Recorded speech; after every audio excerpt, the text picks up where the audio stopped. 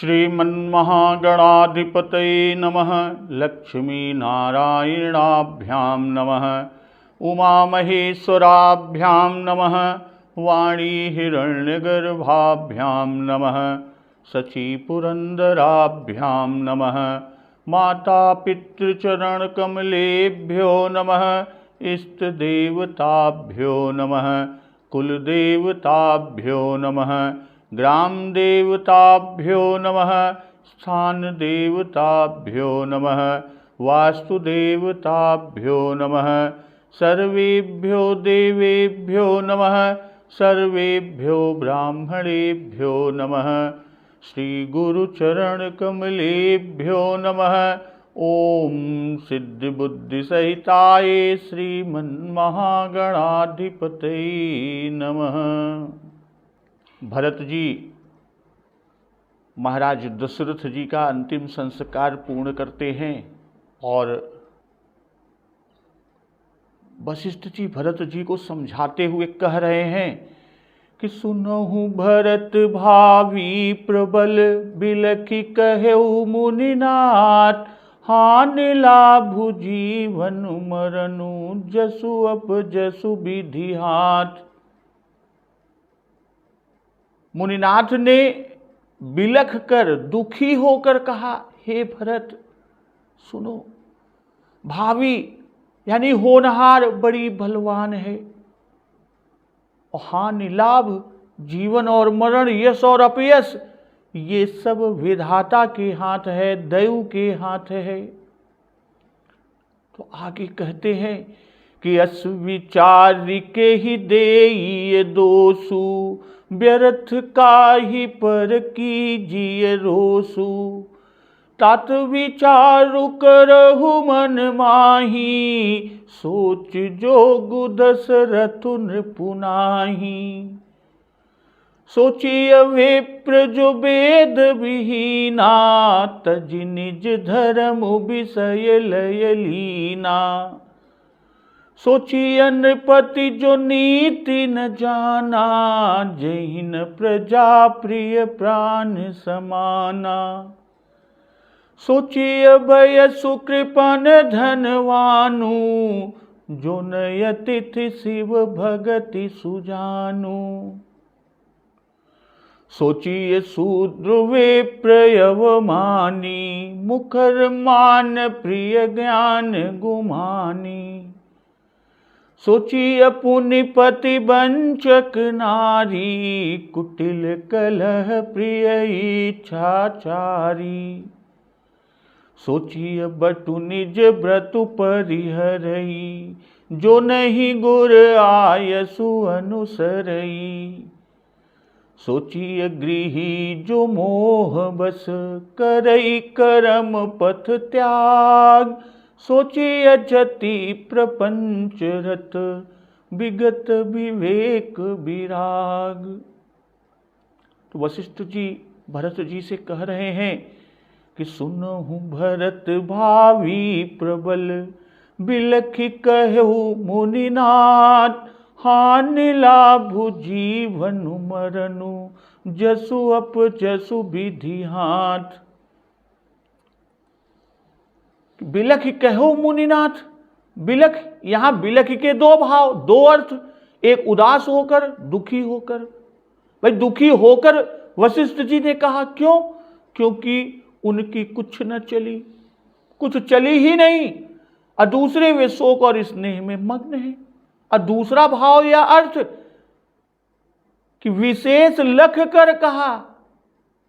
मुनि वशिष्ठ जी ने सोचा, यह विचार किया कि कदाचित भरत कहें कि आप ऐसे मुनिश्रेष्ठ के रहते हुए भी ऐसा अनर्थ हो गया, तो उसकी रोक के लिए पहले से ही अपनी असमर्थता और भावी की प्रबलता को बताए देते हैं, उसको जनाए देते हैं। और यह बात वशिष्ठ जी ने मनन करके विचार पूर्वक कही।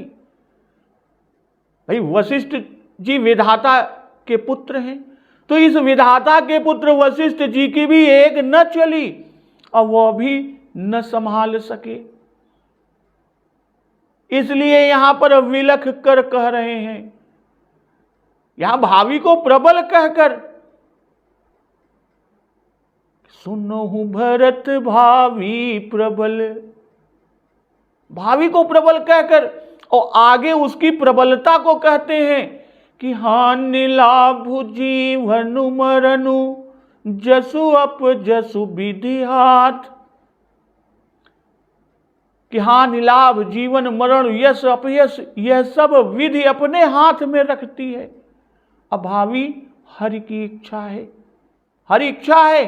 अभावी को ब्रह्मा भी नहीं जानते, और जानते तो अपना पांचवा सिर क्यों कटा बैठते। और कहते हैं कि हानि लाभ जीवन मरनु जसु अप जसु विधि हाथ, तो दैव ही बलवान है और उसके आगे किसी का नहीं चलता। तो अस विचार के ही देई दोषु, व्यर्थ का ही पर कीजिए रोसु। यहां पर ऐसा विचार कर किसे दोष दिया जाए, अस विचार कही देय दोषु, किसे दोष दिया जाए, और व्यर्थ का ही पर कीजिए रोसु, और व्यर्थ किस पर क्रोध किया जाए। तो तात विचारु करहु मन माही, सोच जोग दशरथु नृपु नाहि। तो हे तात, मन में विचार करो, विचार करो मन माही, जरा मन में विचार करो। असोच जोग दशरथु नृपु नाहि, राजा दशरथ जी सोच करने के योग्य नहीं है। सोचिए विप्र जो वेद विहीना, तज निज धर्म विषय लय लीना। सोच उस ब्राह्मण का करना चाहिए। वशिष्ठ जी बता रहे हैं सोच किसका करें, तो सोच उस ब्राह्मण का करना चाहिए जो वेद विहीना, वेद नहीं जानता, और तज निज धर्म विषय लय लीना, जो अपना धर्म छोड़कर विषय भोग में ही लीन रहता है। असोची नृपति जो नीति न जाना, उस राजा का सोच करना चाहिए। सोचिए नृपति जो नीति न जाना, जो नीति नहीं जानता, उस राजा का सोच होना चाहिए, करना चाहिए। और जहिन प्रजा प्रिय प्राण समाना, और जिसको प्रजा प्राणों के समान प्यारी नहीं है। सोचिए भय सुकृपन धनवानु, जो नय अतिथि शिव भगति सुजानु। उस वैश्य का सोच करना चाहिए। वशिष्ठ जी तीसरा गुण दिखा रहे हैं, किसकी सोच होना चाहिए तीसरे को, कि उस वैश्य का सोच करना चाहिए जो धनवान होकर भी कंजूस है। इतना ही नहीं, जो अतिथि सत्कार तथा शिव जी की भक्ति करने में कुशल नहीं है। जो न अतिथि शिव भगति सुजानु, उसमें सुजान नहीं है, कुशल नहीं है।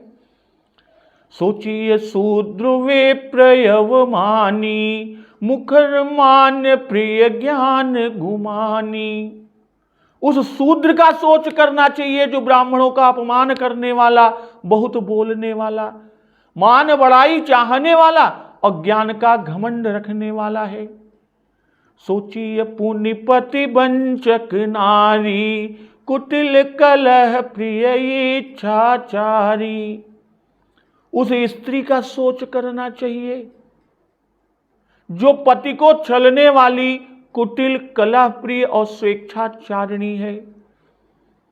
सोचिए बटु निज व्रतु परिहरई, जो नहीं गुर आयसु अनुसरई। तो उस ब्रह्मचारी का सोच करना चाहिए। सोचिए बटु यानी ब्रह्मचारी, निज व्रतु परिहरई, कि अपने ब्रह्मचर्य व्रत को छोड़ देता है, उसका परिहार कर देता है। और जो नहीं गुर आयसु अनुसरई, और जो गुरु की आज्ञा के अनुसार नहीं चलता। तो यहां वशिष्ठ जी कहते हैं कि राजा दशरथ जी सोच करने के योग्य नहीं है, सोच जोग दशरथ नृप नाही, अतात विचार करो मन माही, कि मन में विचार करो तो पाओगे कि राजा दशरथ सोच करने के योग्य नहीं है।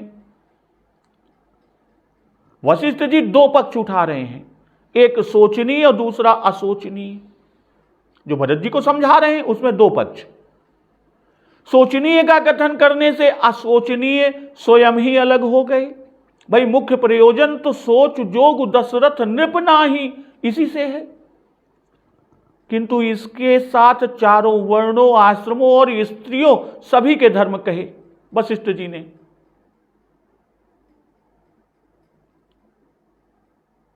इससे बाबा गोस्वामी तुलसीदास जी की लोक संग्रह व लोक शिक्षा पर कैसी दृष्टि है यह दिख रहा है।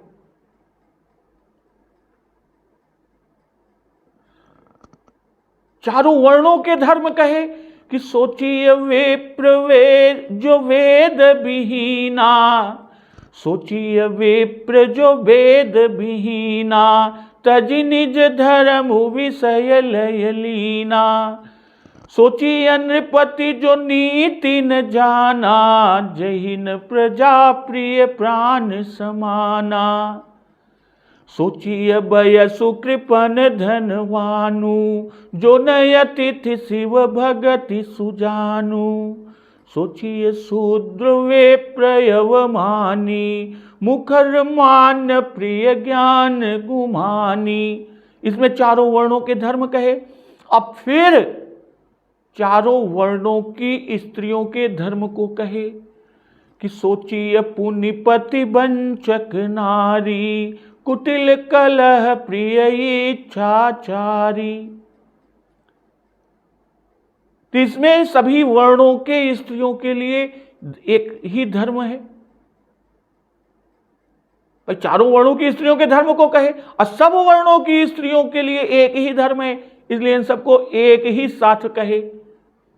और आगे जो कहा कि सोचिए बटु निज व्रत परिहरई, जो नहीं गुर आयसु अनुसरई। इसमें ब्रह्मचर्य और फिर आगे कि सोचिए गृही जो मोह बस, करई कर्म पथ त्याग, सोचिए जति प्रपंच रत, विगत विवेक विराग। इसमें गृहस्थ और सन्यास और फिर उसके बाद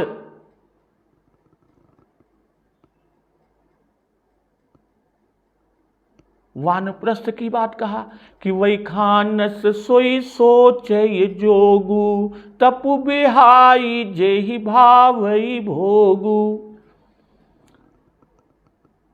भाई ब्रह्मचर्य और जो दोहा कहा कि सोचिए गृही जो मोह बस करे कर्म पथ त्याग, सोचिए जति प्रपंच रत, विगत विवेक विराग। तो इसमें गृहस्थ संन्यास और फिर उसके बाद वानप्रस्थ आश्रम के धर्म को बताया। तत्पश्चात सभी के धर्म एक साथ कहे कि सोचिए पिसुनय कारण क्रोधी, जननी जनक गुर बंधु विरोधी। सभी धर्मों यानी सभी के धर्म एक साथ कहे, जो सभी वर्णाश्रमों के लिए योग्य नहीं है। भगवत गीता में भगवान ने अर्जुन को फटकारा कि तुम असोच को सोचते हो, पर यह नहीं बतलाया कि आखिर सोच कौन है।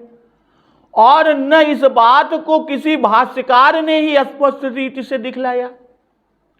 श्री रामचरितमानस में यहां पर सोचों की तालिका ही बाबा गोस्वामी तुलसीदास जी ने प्रस्तुत कर दिया है।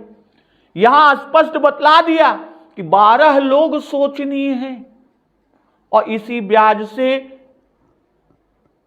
वर्णाश्रम धर्म का संक्षिप्त और मार्मिक विवेचन बाबा गोस्वामी तुलसीदास द्वारा किया गया। और क्या किया गया कि सोचिए विप्र वेद, उस विप्र का वेद विहीना जो वेदाभ्यास से विशेषहीन है, कि सोचिए विप्र जो वेद विहीना, तज निज धर्म विषय लय लीना। भाई वेदाभ्यास से, वेदों के अभ्यास से विशेषहीन, अर्थात गायत्री नहीं जानते, वेद की एक ऋचा भी नहीं जानते। तो यह ब्राह्मणों को उपदेश है। वेद विहीन होने से न स्वयं धर्म कर सके और न दूसरों को उपदेश दे सके। फिर आगे जो कहते हैं कि सोचिए नृपति जो नीति न जाना, जहि न प्रजा प्रिय प्राण समाना।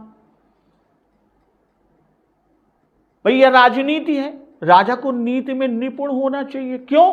क्योंकि राज की रहाई नीत बिन जाने, और प्रजा प्राणों के समान प्यारी होनी चाहिए।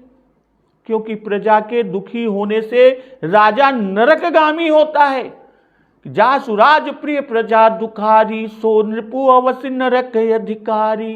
कि जिसकी प्रजा दुखी होती है, प्रजा के दुखी होने पर राजा नरकगामी होता है। यह दोनों बातें महाराज में थी, यानी वो नीति निपुण भी थे और प्रजा को प्राणों के समान प्रिय थे। इसलिए राजा दशरथ जी सोच करने योग्य नहीं है कि सोच जोग दशरथ नृप नाही। राजा जी दशरथ सोच करने के योग्य नहीं है।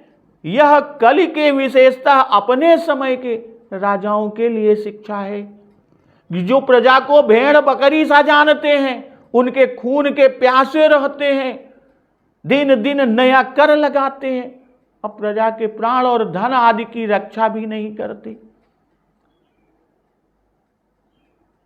तो यहां पर व्यापक शब्द क्षत्रिय ना देकर राजधर्म को कहने के पीछे बाबा गोस्वामी तुलसीदास जी ने जो कहा, उसका कारण यह है कि यहां राजा के सोच से भरत जी को निवृत्त करना है। और दूसरे राजा नरेश नृप क्षत्रिय का वाचक भी है। ते नरेश बिनु पावक दही।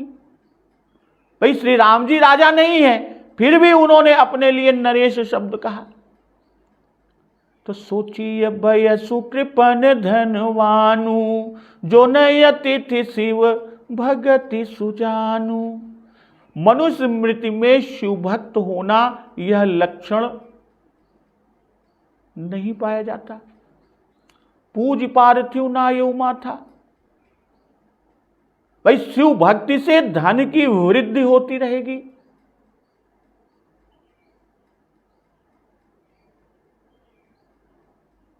काहे को अनेक देव सेवत, जागई मसान खोवत, अपान सट होत हट प्रेत रे।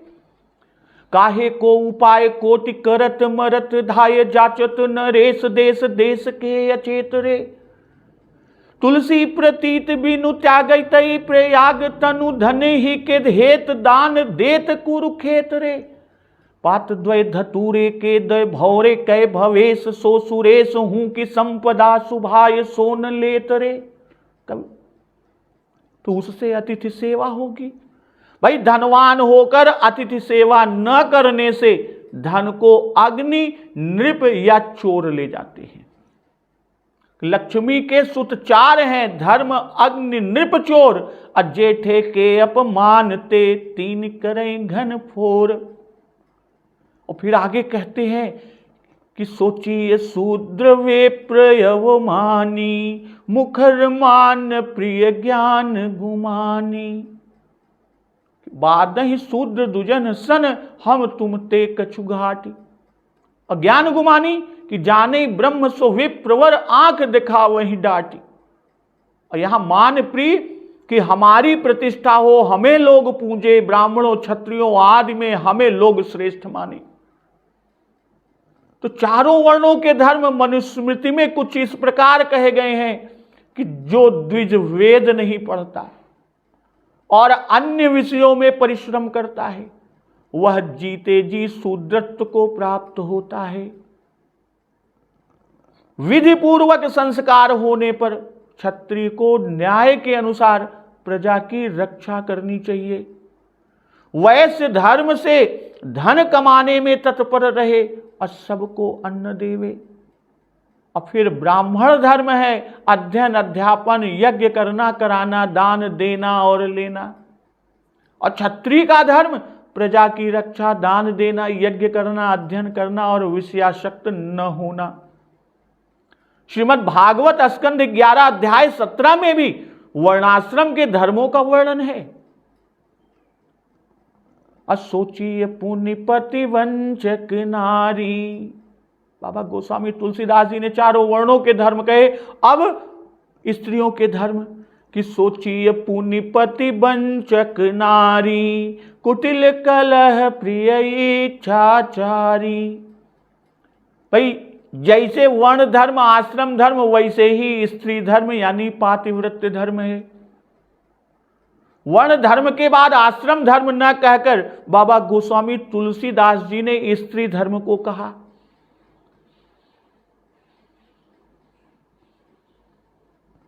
सहज अपावन नारी पति सेवत शुभ गति लहई।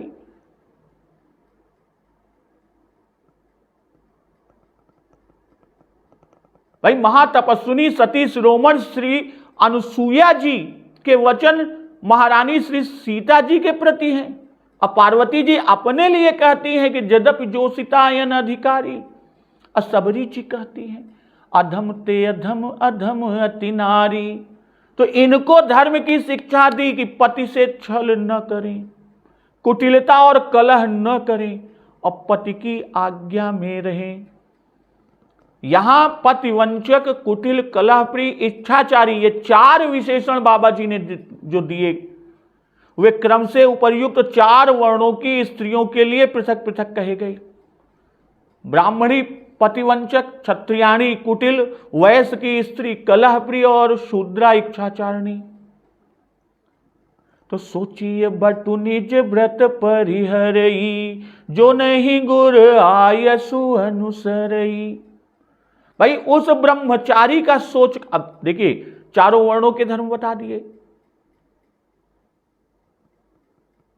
सोचिए विप्र जो वेद विहीना, विप्र की बात किया। सोचिए नृपति क्षत्रिय की बात किया, राजाओं की। असोचिए वयसु कृपन धनवानु, धनिक की यानी वैश्य की। असोचिए शूद्र विप्र यवमानी, तो वर्णाश्रम के 4थे धर्म कर्म वर्ण की बात कर दिया। अब फिर उसके बाद स्त्री की बात किया कि सोची पुण्यपति वंचक नारी। अब उसके बाद अब कह रहे हैं सोचिए बटु निज व्रत परिहरई। तो उस ब्रह्मचारी का सोच करना चाहिए जो अपने व्रत को छोड़ देता है और जो गुरु की आज्ञा पर नहीं चलता, उनका आज्ञा पालन नहीं करता। तो सोचिए गृही जो मोह बस, करिय कर्म पथ त्याग। सोचिए जति प्रपंच रत, विगत विवेक विराग। तो उस गृहस्थ का सोच करना चाहिए। वशिष्ठ जी भरत जी से कह रहे हैं कि उस गृहस्थ का सोच करना चाहिए। सोचिए गृही जो मोह बस, जो मोहवश करिए कर्म पथ त्याग, कर्म पथ को, कर्म के मार्ग को छोड़ देता है, माया में लिप्त होकर। सोचिए जति प्रपंच रत, विगत विवेक विराग। माया में लिप्त ज्ञान वैराग्य विहीन सन्यासी का सोच करना चाहिए। वही खानस सोई सोचय जोगु, तपु बिहाई जेहि भावई भोगु। तपस्या को छोड़कर जिसे विषय भोग और विलास अच्छा लगे, वह वानप्रस्थी सोचने योग्य है। सोची अपि सुनय कारण क्रोधी, जननी जनक गुर बंधु विरोधी। सोच करना चाहिए किसका? चुगलखोर, बिना कारण ही क्रोध करने वाले और माता पिता गुरु भाई बंधु से विरोध करने वाले का सोच करना चाहिए। तो सब विधि सोची अपर अपकारी, निज तनु पोषक निर्दय भारी।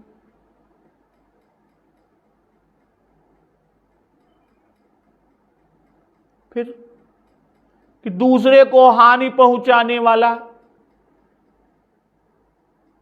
सब विधि सोचिए, पर अपकारी निज तन पोषक निर्दय भारी। और अपने ही शरीर का पालन पोषण करने वाला, अर्थात अपना ही पेट भरने वाला और बड़ा कठोर हृदय वाला, निर्दय भारी, कठोर हृदय वाला, सब प्रकार से सोचने योग्य है। तब कहते हैं सोचनीय सब ही विधि सोई, जो न छाणी छलु हरिजन होई।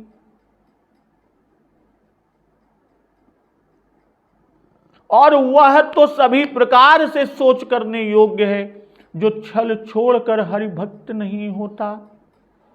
भाई वर्ण और स्त्री धर्म कहकर अब आश्रम धर्म कहते हैं। सबसे पहले ब्रह्मचर्य, फिर गार्हस्थ्य और इसके बाद वानप्रस्थ और अंत में संन्यास आश्रम। तो यहां ब्रह्मचारी और गृहस्थ को कहकर, वैखानस को न कहकर पहले यति को कहा। बटु निज व्रत परिहरहि। सोचिए, सोच के योग्य है कौन? बटु निज व्रत परिहरहि, जो नहीं गुर आयसु अनुसरहि। भाई प्राचीन काल में उपनयन संस्कार के बाद, उपनयन संस्कार के उपरांत बालक ब्रह्मचर्य आश्रम में प्रवेश करता था और गुरु के यहां रहकर वेद शास्त्र का अध्ययन करता था। ब्रह्मचारी के लिए मद्य मांस ग्रहण, गंध द्रव्य सेवन, स्वादिष्ट और मधुर भोजन, स्त्री प्रसंग, नृत्य, गीत, इन सब का अवलोकन और श्रवण सब प्रकार से व्यसन निषिद्ध थे। और अच्छे पवित्र गृहस्थ के यहां से भिक्षा लेना और आचार्य के लिए आवश्यक वस्तुओं को जुटाना, प्रातः सायं होम करना, भिक्षा समय छोड़ सदा आचार्य की आंखों के सामने रहना ब्रह्मचारी का कर्तव्य था। तो सोचिए गृही जो मोह बस करई कर्म पथ त्याग। भाई गृहस्थ का धर्म बता रहे हैं कि गृहस्थ का धर्म क्या है। तो गृहस्थ का धर्म है पंच महायज्ञ करना, ब्रह्म यज्ञ, पितृयज्ञ, देव यज्ञ, भूत यज्ञ और अतिथि सत्कार, मनुष्य यज्ञ। यही कर्म पथ का तात्पर्य है। मोह बस से बता रहे हैं कि नित्य नैमित्तिक महायज्ञ आदि कर्मों का संन्यास व त्याग नहीं बनता। ऐसा त्याग अज्ञान में है। जीवन निर्वाह की भी सफलता कर्मों के बिना नहीं हो सकती। मनुष्य पर देव, पितृ और ऋषि तीन के ऋण हैं। शास्त्र विहित कर्मों द्वारा इन ऋणों से मुक्त होना चाहिए। भाई यज्ञ से बचे हुए अन्न के द्वारा किया हुआ जीवन निर्वाह यथार्थ ज्ञान का उत्पादक होता है और यज्ञ रहित पाप रूप अन्न से पोषण किया हुआ मन तो विपरीत ज्ञान का उत्पादक हो जाता है। तो आहार की शुद्धि से अंतःकरण की शुद्धि होकर स्मृति स्थिर होती है और उससे सब बंधनों से छुटकारा मिलता है। इसलिए महायज्ञ आदि कर्म आजीवन कर्तव्य है और इन कर्मों को बंधन कारक समझकर छोड़ देना मोह है, अज्ञान है और अज्ञान तमोमूलक है। इसलिए ऐसा त्याग तामसी कहा गया है। तो सोचिए जति प्रपंच रत विगत विवेक विराग। भाई सन्यासियों के लिए शास्त्रों में अनेक प्रकार के विधान हैं, जिनमें से कि वन में रहना, सदा विचरते रहना, कौपीन दंड कमंडल हुई अपने पास रखना, अभिक्षा द्वारा जीवन निर्वाह करना, सदुपदेश जो है सतुपदेश देना, ये सब उनके धर्म है। और यति का अर्थ है इंद्रिय निग्रह द्वारा ईश्वर प्राप्ति का यत्न करने वाला और ऐसा न करके प्रपंच अर्थात लोक व्यवहार पंच विषयों में लग जाए। बहुदाम संवारहि धाम जति विषया हरि लीन न रही वीरति। तो यह सोचनीय है। भाई नारद परिव्राजकोपनिषद पंचम उपदेश में सन्यासियों के धर्म आदि का वर्णन मिलता है। उसमें बताया कि जिसने काष्ठ का दंड धारण करके भी मन में संपूर्ण कामनाओं को स्थान दे रखा है और ज्ञान से सर्वथा शून्य है, वह सन्यासी महारौरवादी नरकों में पड़ता है। तो गृही के बाद वानप्रस्थ को न कहकर यति के धर्म को कहे। भाई कवि की दृष्टि क्रम पर नहीं है, बाबा गोस्वामी तुलसीदास जी की दृष्टि क्रम पर नहीं है। चारों ओर चारों वर्णों के धर्म कहे, अब चारों आश्रमों के धर्म कह रहे हैं, इतने से ही काम है। और दूसरे गृही के आश्रित तीनों ही हैं, तीनों ही प्रधान हैं, इसलिए यति को ही साथ लिख दिया। क्रम पर विचार न करो। भाई मुख्य आश्रम दो, गृहस्थ आश्रम और सन्यास, और अन्य दो आश्रम इन्हीं दो आश्रमों के साधक व पोषक हैं। वीर संचय से संतान की प्राप्ति और विद्या से धन का संचय होगा, जो दोनों गृहस्थ के लिए आवश्यक है। इसी प्रकार वानप्रस्थ से संन्यास के योग्य होता है। गृह सेवन से शरीर पुष्ट हुआ है और इंद्रिय प्रबल हुई है। जब वानप्रस्थ करेगा तब ये दोनों शांत होंगे और तब संन्यास आश्रम के योग्य होगा। इसलिए दोनों को मिलाने के लिए क्रमभंग बाबा जी ने किया। जैसे नामकरण संस्कार में चारों भाइयों की जोड़ी मिलाने के लिए भरत शत्रुघ्न को बीच में रखा और शुरू और अंत में राम लक्ष्मण को रखा। किसी किसी का मत है कि दोनों का कर्म एक है, इसलिए एक साथ रखा। एक को कर्म त्याग निषिद्ध है, सो वह कर्म को छोड़ बैठता है, जिसमें आगे का अधिकारी बनता, और दूसरे को कर्म त्याग चाहिए, सो गृही बना। भाई गृहस्थ और सन्यासी को साथ रखने में अभिप्राय कि गृहस्थ रहकर भी जो मोहवश कर्म पथ का त्याग करता है वह गृही सोचनीय है।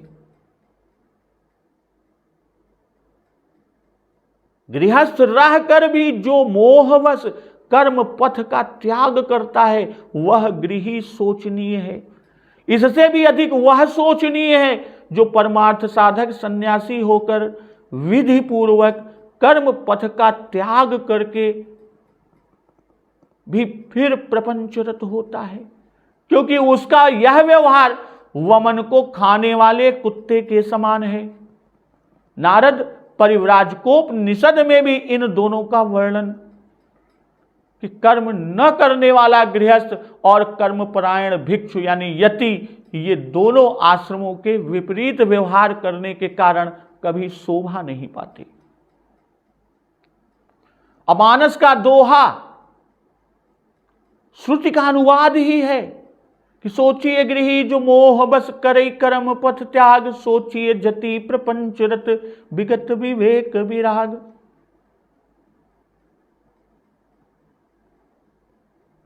जैसे श्रुति में दोनों का शोभित होना एक साथ कहा, वैसे ही दोहे में भी एक साथ कहे। तो यति के पश्चात वानप्रस्थ का उल्लेख करने के पीछे का भाव कि ऐसे यति से अपना धर्म पालन करने वाला वानप्रस्थ श्रेष्ठ है। तो वही खानस सोई सोचई जोगु, तपु बिहाई जेहि भावई भोगु। भाई इस आश्रम को बस्ती से अलग वन में रहना और वहीं के फल खाना, जो इस आश्रम में है तो इस आश्रम वाले को बस्ती से अलग वन में रहना, वहीं के फल खाना और उन्हीं से पंच यज्ञ करना चाहिए। सैया वाहन शस्त्र पलंग आदि सब त्याग देना चाहिए। जब इस आश्रम में रहकर मनुष्य पूर्ण वैराग्य संपन्न हो जाए तब उसे संन्यास लेना चाहिए।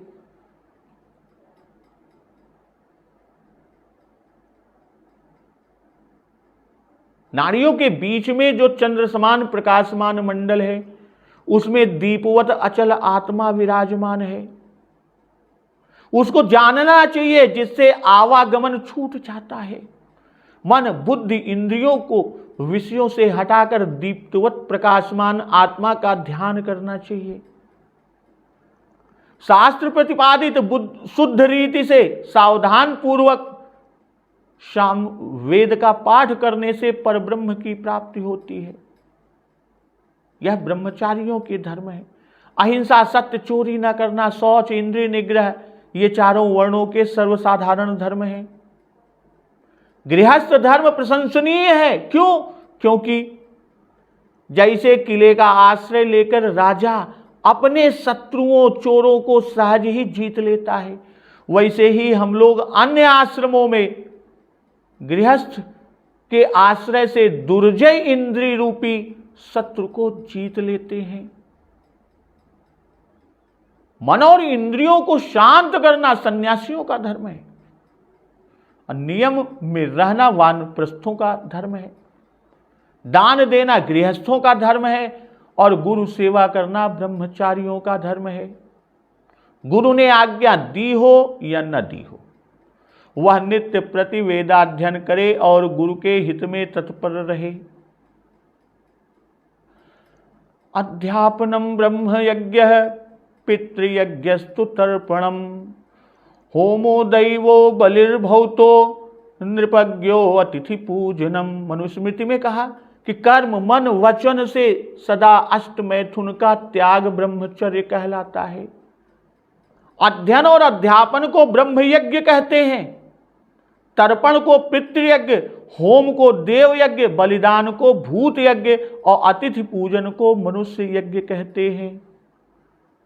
तो सोचिए पिसुन कारण क्रोधी जननी जनक गुर बंधु विरोधी, ये सब घोर पाप है, नरक में डालने वाले हैं। अग की पिसुनता सम कछुआना, क्रोध कारण पाकर तो मुनियों को भी हो जाता है, इसी से अकारण क्रोधी कहा। सुन प्रभु वचन अवज्ञा किए, उपज क्रोध ज्ञान हूं के हिए। भाई क्रोध पाप कर मूल है, तो यही बस जन अनुचित करही चरही विश्व प्रतिकूल।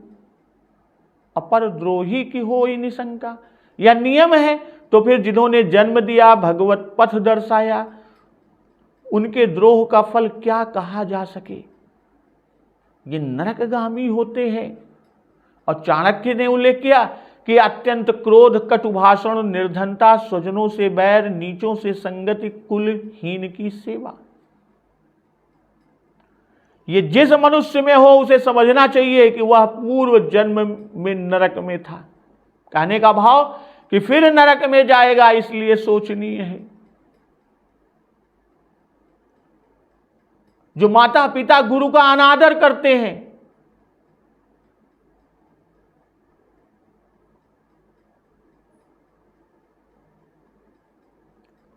उनके सभी धर्म कर्म निष्फल हो जाते हैं। अकारण क्रोधी है, इससे माता पिता गुरु का द्रोही है।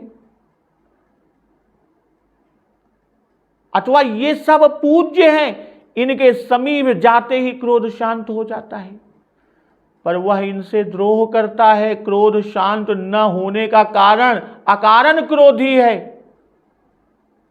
और कारण क्रोधी का क्रोध शांत हो जाता है, अकारण का नहीं। भाई कुछ लोग परशुराम जी का उदाहरण देते हैं कि वे भी तो अकारण क्रोधी थे, परंतु परशुराम जी का अवतार, वे अवतार हैं। उनका अवतार, परशुराम जी का अवतार जिस कार्य के लिए हुआ उसके योग्य क्रोध भी था। ईश्वर या देवता जो करे वह सब हमारा करणीय नहीं है। भागवत में उल्लेख है कि पिता की आज्ञा से परशुराम जी ने मातृवध आदि किए, पर औरों को ऐसा न करना चाहिए। बड़ों का आचरण सर्वसाधारण लोग न करें। समर्थों का उपदेश सत्य मानकर वैसा आचरण करें, परंतु उनके सब आचरण सर्वसाधारण को नहीं करने चाहिए। समर्थ को कोई दोष नहीं लगता।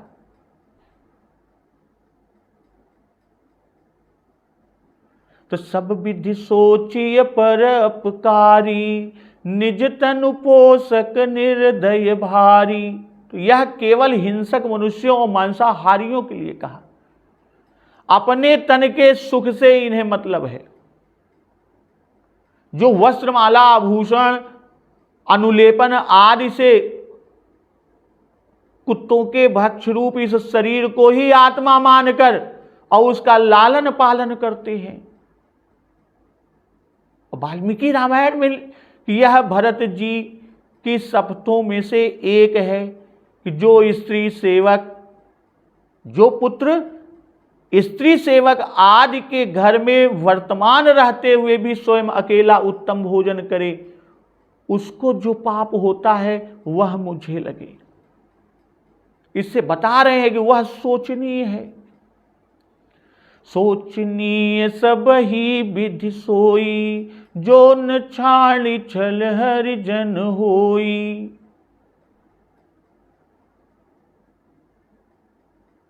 पहले जिनका कथन किए वे एक एक विधि से सोचनीय, पर अपकारी और हरि विमुख सब विधि से सोचनीय है, चाहे वह किसी भी वर्ण या आश्रम का हो। भाई किसी वर्ण या आश्रम में हो और उसके धर्म से युक्त हो, लौकिक धर्म सब करता हो, पर तो भी परम धर्म हरि भक्ति से विहीन है, इससे सोचनीय है। तो छल क्या है? वंचक भगत कहाई राम के, किंकर कंकन कोह काम के, अस्वार्थ छल फल चारि बिहाई। भाई और का भरोसा रखना, औरों से प्रयोजन जानना, औरों को बंधु वर्ग मानना ही छल है।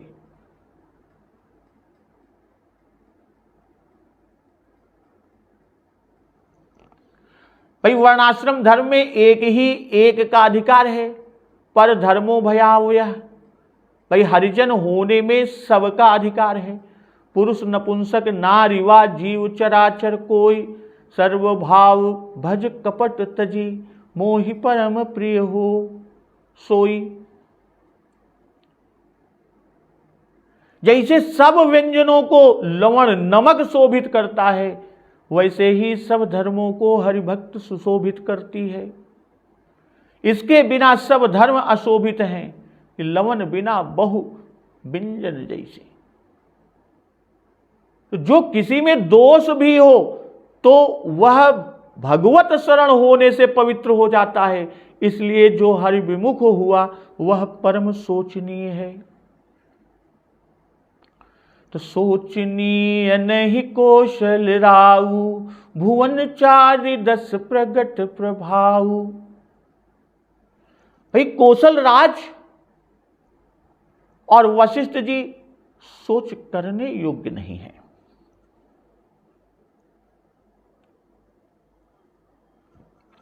श्री राम 14 लोकों में उनका प्रभाव प्रकट है। भुवन चारि दस प्रकट प्रभाव। 4 10 4 और 10 यानी 14 भुवन में प्रभाव प्रकट है। तो भयउ न अहै न अब हो निहारा, भूप भरत जस पिता तुम्हारा। भरत जैसे तुम्हारे पिता थे ऐसा राजा न तो हुआ और न और है और न होने वाला ही है। विधि हरिहर सुरपति दिसिनाथा, बरनई सब दशरथ गुण गाथा। विधि हरिहर ब्रह्मा विष्णु महेश इंद्र और लोकपाल सभी श्री दशरथ जी के गुणों की गाथा कथा वर्णन करते हैं, अर्थात गुणानुवाद गाते हैं। तो कहु तात के ही भांति को करी बड़ाई तास, राम लखन तुम शत्रुघ्न सरिस भुवन सुचि जासु। श्री राम कहते हैं कि हे तात तुम ही कहो किस प्रकार कोई भी उनकी बड़ाई कर सकता है, जिनके राम लक्ष्मण तुम और शत्रुघ्न सरीखे पवित्र पुत्र हैं। इसलिए कहते हैं सोचनीय नहीं कौशल राऊ, सोच जोग दशरथ नृप नाही। बस इतना ही कहने के लिए यह प्रसंग उठाया था वशिष्ठ जी ने। और वशिष्ठ जी ने भरत जी के हृदय में पिता मरण का ही सोच निश्चय किया। इसी से इस प्रकार समझा रहे हैं। श्री राम वन गमन का सोच जो भरत जी को है उस पर उनकी दृष्टि नहीं है, क्योंकि उसकी यहां संभावना नहीं। राज्य के वास्ते परस्पर भाई भाई विरोध करते ही हैं, तो राम के वन गमन का सोच क्यों करेंगे? इसलिए उन्हें पिता के ही सोच से निवृत्त कर रहे हैं। पर यहां समझ लेना चाहिए कि श्री वशिष्ठ जी त्रिकालज्ञ हैं। वशिष्ठ जी जानते हैं कि आगे क्या होगा। उन्होंने बड़ी युक्ति से संभाषण का इस प्रकार आरंभ किया, भाई महाराज की आज्ञा का पालन करने को कहना है। लोक रीत्यानुसार पहले राजा के मरण के शोक के संबंध में कहते हुए राजा की बड़ाई करके उनकी आज्ञा सुनाई। सौंपे हूं राज राम के आए, से यह भी स्पष्ट कर दिया कि तुम्हारे हृदय में जो शोक है और आगे जैसा होना है वह भी हम जानते हैं। इसलिए वही उपदेश कर रहे हैं कि प्रजा को जो इनकी ओर से शंका है उसकी निवृत्ति भी करना है।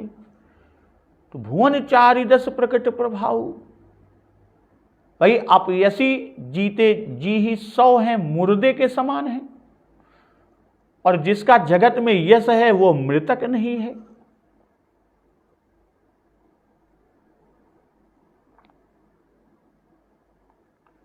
फिर जगत की कौन कहे? महाराज दशरथ जी का यश तो 14 भुवनों में है, और 14 भुवनवासी उपर्युक्त दोष उनमें नहीं बताते, बल्कि सब उनके प्रभाव को ही कहते हैं। तो विधि हरिहरु सुरपति दिसिनाथा, बरनहि सब दशरथ गुण गाथा। भाई ब्रह्मा विष्णु शिव इंद्र वरुण कुबेर आदि सब अपने अपने लोकों में दशरथ जी के यश का गान करते हैं।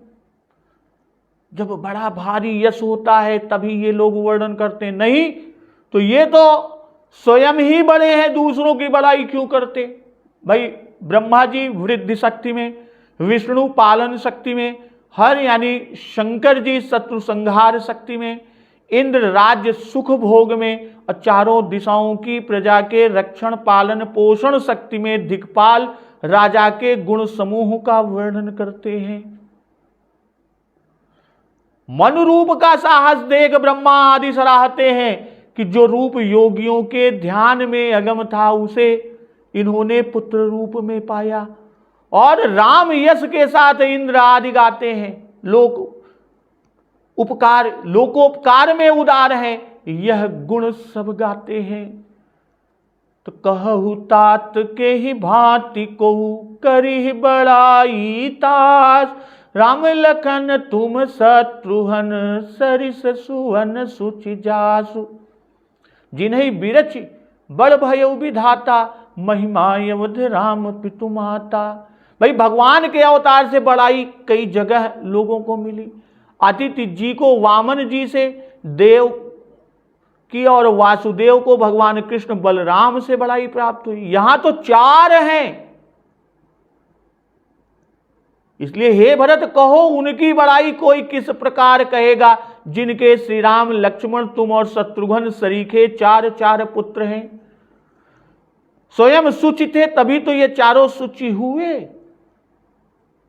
तो इस तरह आगे वशिष्ठ जी भरत जी को क्या समझाते और भरत जी क्या कहते हैं और क्या करते हैं, इस प्रसंग का श्रवण अमृत रसपान हम लोग अगले दिवस की कथा में करेंगे। तो एक बार जोर से बोलिए, सियावर रामचंद्र की जय, पवन सुत हनुमान की जय, जगत जननी मां जगदम्बा की जय, गुरुदेव भगवान की जय, उमापति महादेव की जय। जय श्री राम।